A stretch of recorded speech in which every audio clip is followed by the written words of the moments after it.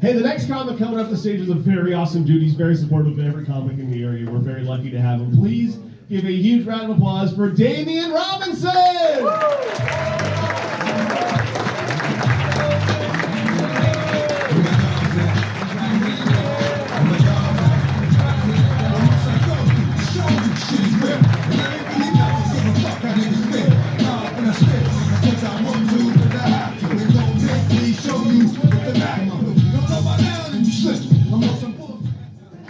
What up, what up, what up, what up, what up? How y'all doing?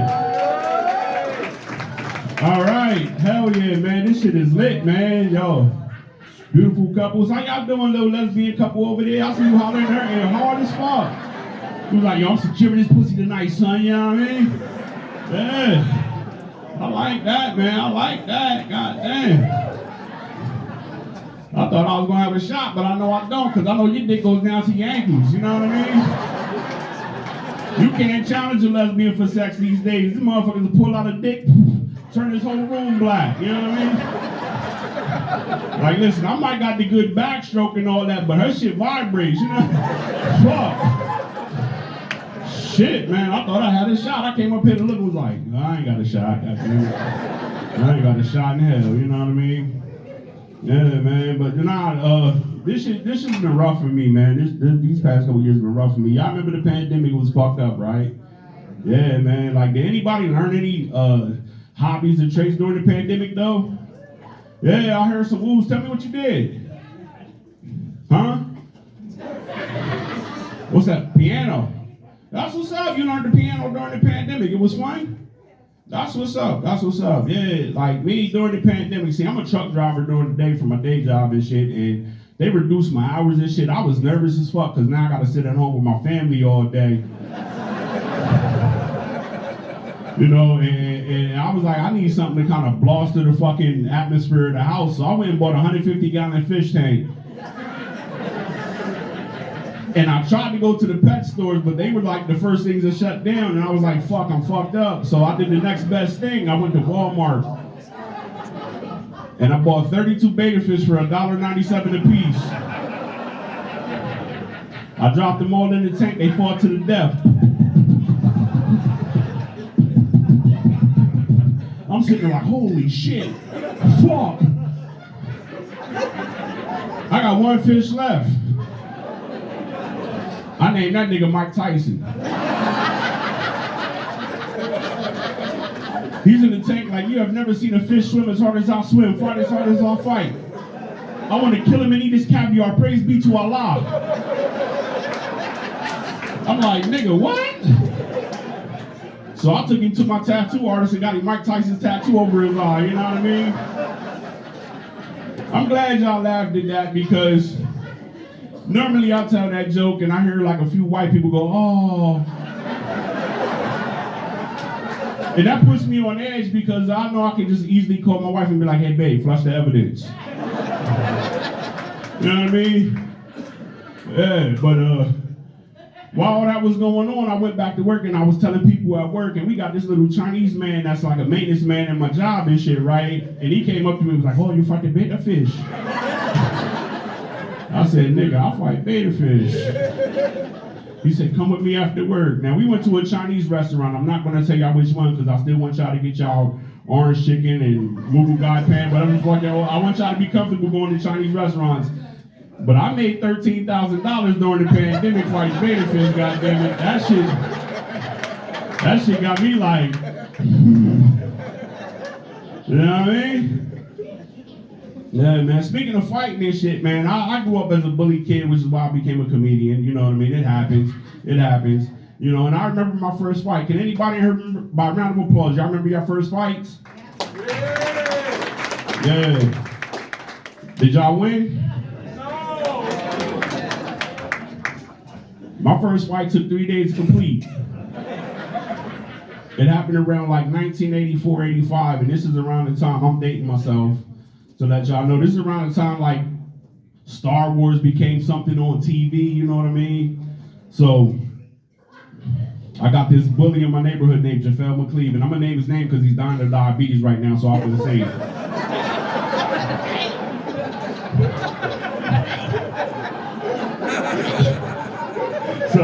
So peep this, right? Peep this, right? I'm down at the bus stop, waiting to catch the bus. Here comes JaVale. JaVale's like, hey, Damien, give me your lunch money. I'm like, no. Right? And Star Wars had came on that night, so I'm sitting there, we're squaring off. And I just go like this to this motherfucker. He said, what the fuck are you doing? I said, I'm force choking you. So he proceeded to go, bah! I ran home and cried to my mom.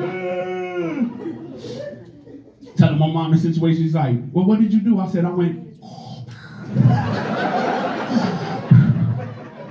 She said, all right, here's what you're going to do. Because black moms are different from white moms. White moms actually take you to Brazilian Jiu-Jitsu classes and some shit like that. Black moms would be like, listen, motherfucker, if you don't get your shit together, here's what you're going to do. You're going to grab a stick. And you're going to go down there tomorrow and you're going to beat the fuck out of him with that stick, right? So, I'm sitting there, I'm letting all that soak in what my mom said, right? But Star Wars comes on again that night. And it's the scene where Luke's sitting there and he's fighting Darth Vader, you know what I'm saying?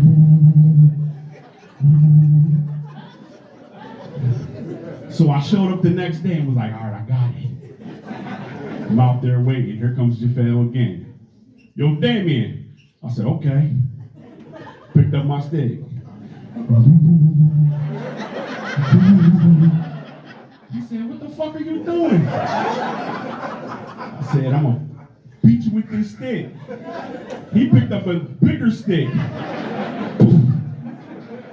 I went home crying to my mom again. My mom said, did you hit him with the stick? I said, no. I said,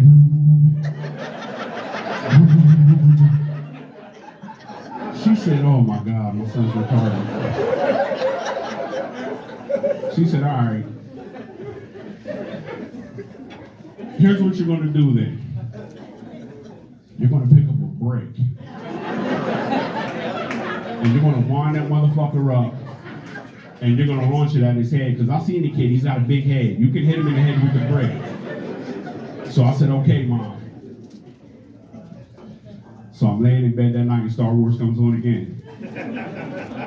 And it's the scene where Darth Vader is doing the force throw. He's throwing everything at Luke Skywalker, knocking him out of that tunnel, you know what I'm saying? He's hitting him with shit. So I said, all right, I got it, I'm gonna do that. So I show up the third day, right? JaVale's there again. Yo, Damien! I grabbed the brick and I just held it and said, he said, what the fuck are you doing? I said, I'm gonna force throw this brick at your head, motherfucker. He picked up a cinder block. Bye! I woke up in the hospital a week later. My mom was sitting right there beside me in the hospital. I said, Mom, what happened? She said, they just took you off that machine and had you like...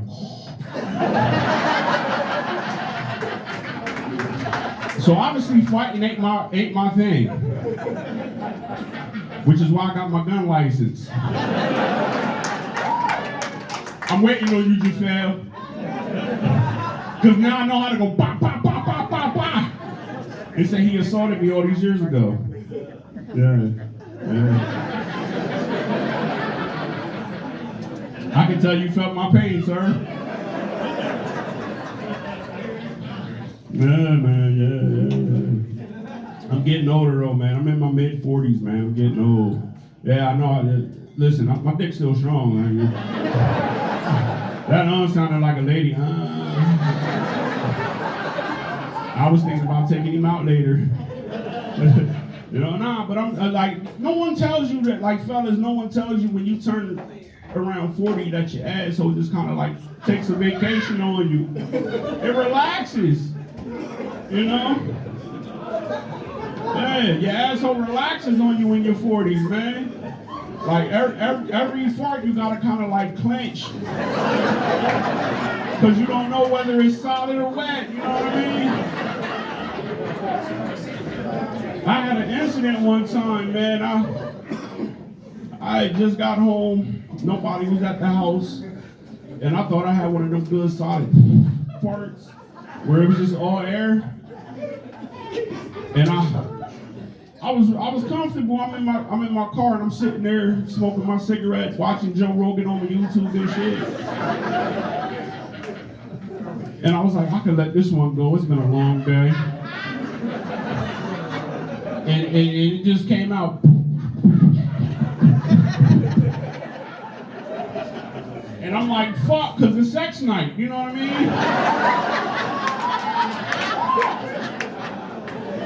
mean? So I ran in the house with my ass like,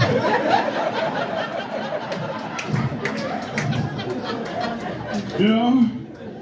And I hopped in the shower and shit.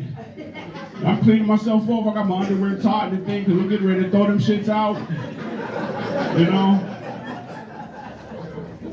And I'm in the shower, I'm cleaning up real well and everything like that. And I'm hitting the Twizzler, you know what I'm saying? Like that little, everyone's asshole kind of looks like a burnt cigar stain on the arm. So I'm like hitting that shit good, you know what I mean? Like making sure I got all the crumbs out of there. And I see my wife and kids pull up. And I'm like, all right, let me go get them. And my wife, you know, I love my wife to death, you know, but, you know, every black man is technically scared of their wife. You know what I'm talking about, bro. She looked like she'll fuck you up in like 3.2 seconds. You know what I'm saying? Yeah, see? That's proof. So my wife pulled up and I got scared. And my stomach said, and I was like, all right, I think this is a dry one.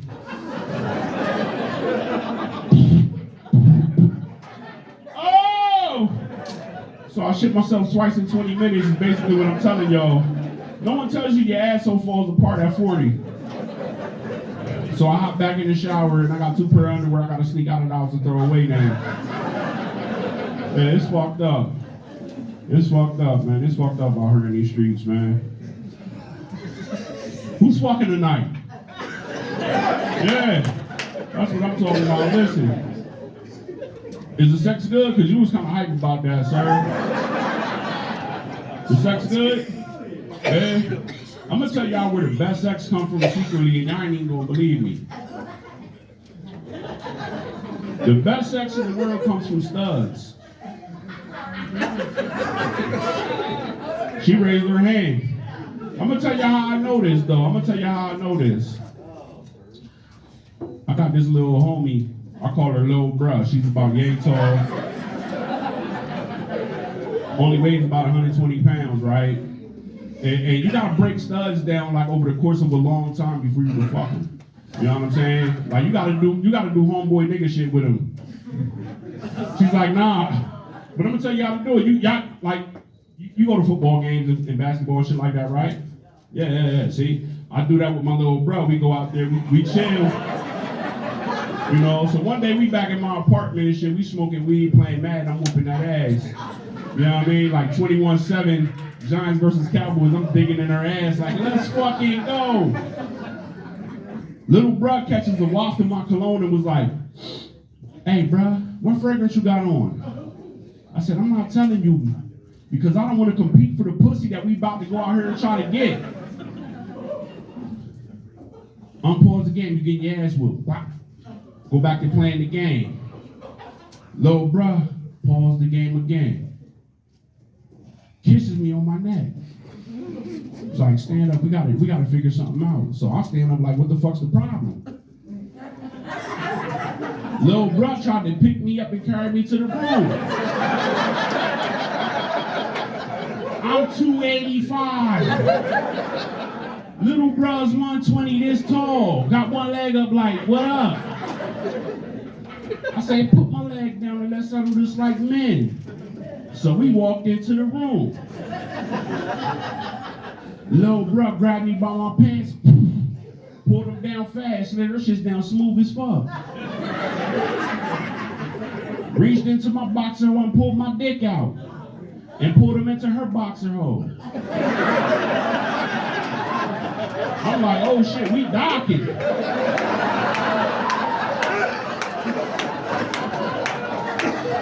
Now, I don't know if y'all know this,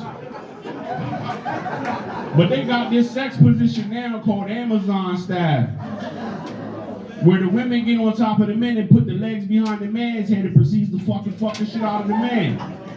My head is hitting off the headboard. I'm making noises like, oh. Little bro wore me the fuck out. Put me to sleep. I got my thumb in my mouth curled up in fetal position.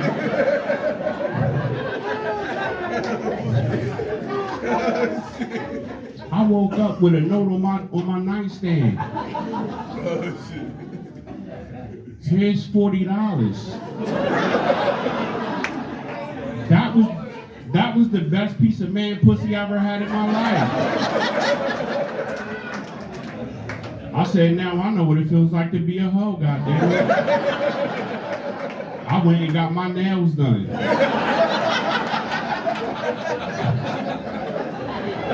It's fucked up out here in these streets.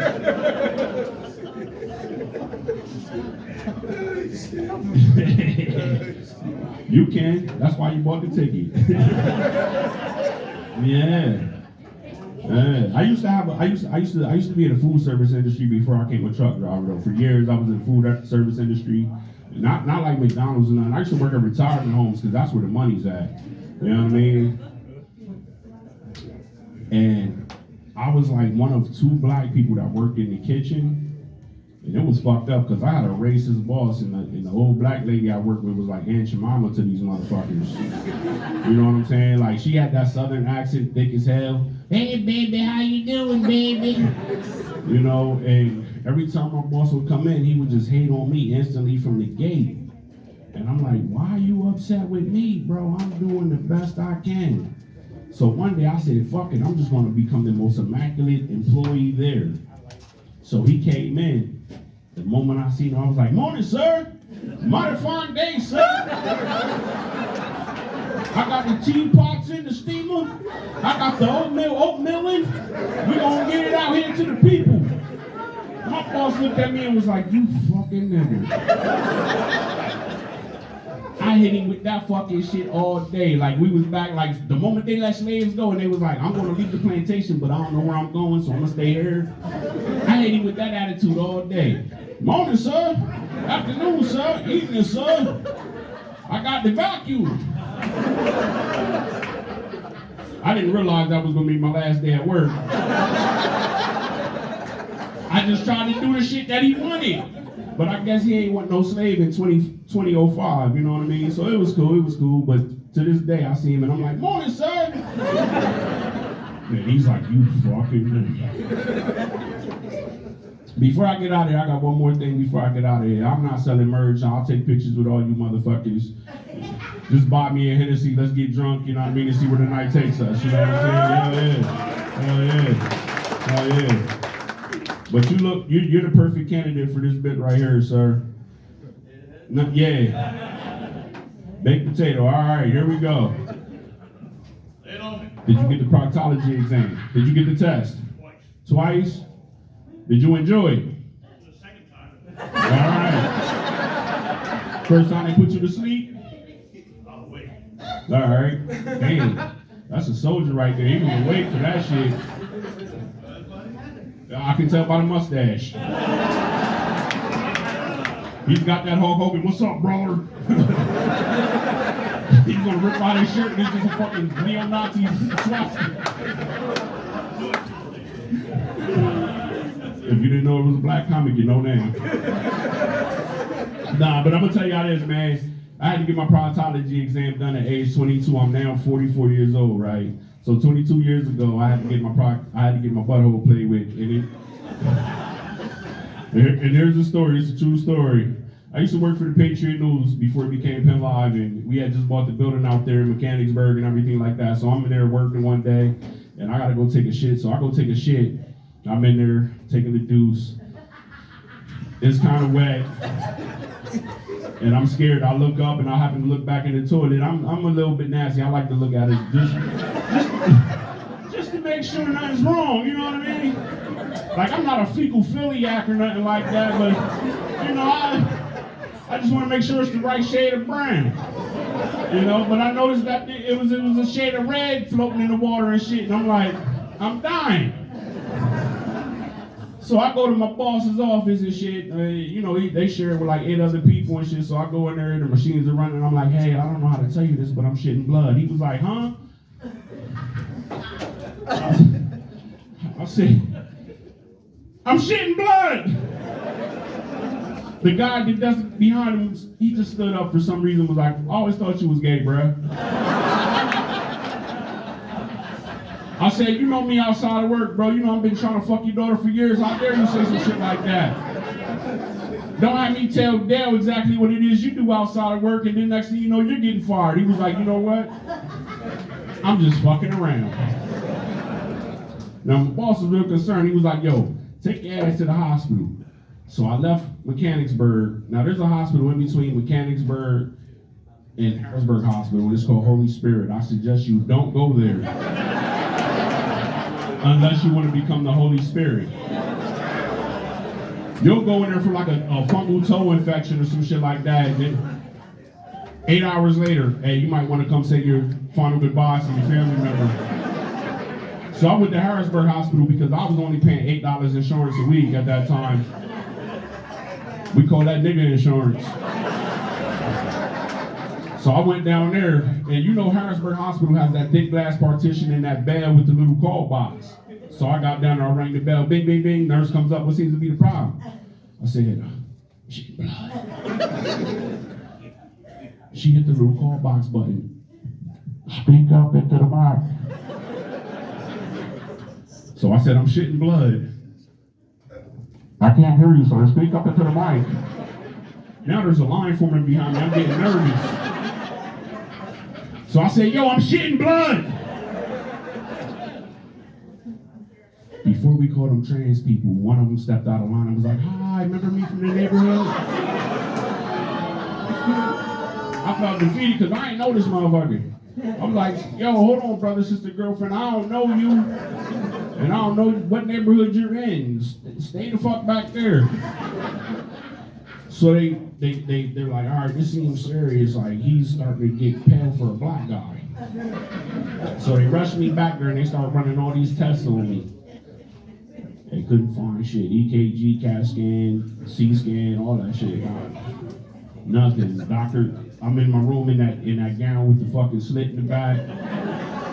I'm sitting like this. The doctor's like, I need you to bend over the table and drop your pants, because I still kept my pants on, you know, I don't get fully naked for nobody. Drop your pants and bend over the table. Now, y'all know black people, we keep our pants at a certain level. You know what I mean? The doctor was like, nah, bend over. So he puts his forearm in my back. We're gonna get uncomfortable for this. And he pulls my pants down. He goes in my ass, so I go, oh.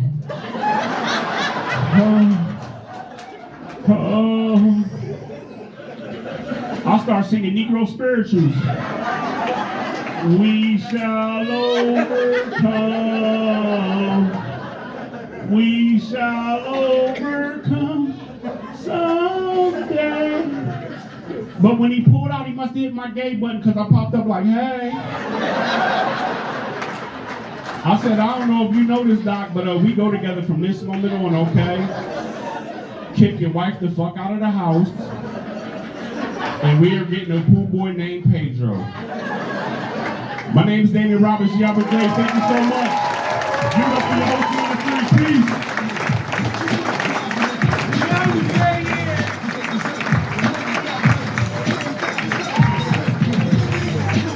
Damian Robinson!